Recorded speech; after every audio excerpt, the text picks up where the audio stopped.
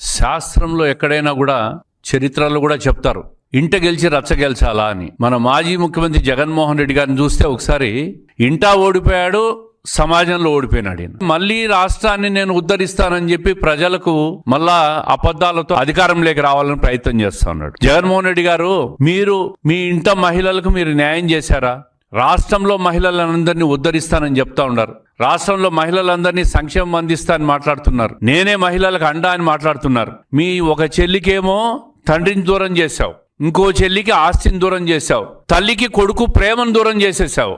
ఈ రకంగా ఇంట్లో ఉన్న మహిళలను, చెల్లెలను, తల్లులను నువ్వు మోసం చేసి ముంచేసి రాష్ట్రంలో మహిళలందరినీ ఉద్ధరిస్తానని చెప్పి రోడ్డెక్కి మాట్లాడితే ఇంకా ప్రజలు నమ్మే పరిస్థితిలో ఉండారా జగన్మోహన్ రెడ్డి గారు? మీరు ఒక 5 సంవత్సరాలు తండ్రికి అధికారం ఇస్తే తండ్రి అధికారాన్ని అడ్డం పెట్టుకొని 1000 కోట్లు సంపాదించేసినావు, క్విట్ ప్రోకోల్ చేశావు, 11 ఈడీ సిబిఐ కేసుల్లో ఉన్నావు, ఇంకా కోర్టు చుట్టూ తిరుగుతూ ఉండవు.